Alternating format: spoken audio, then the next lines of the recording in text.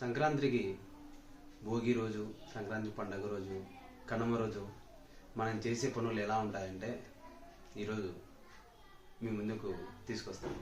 Already పండగ అయిపోయింది.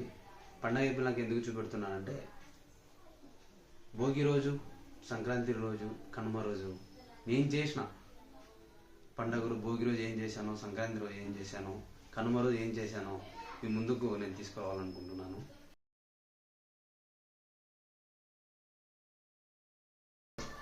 Rasura, Rana, Rakira Sakisa.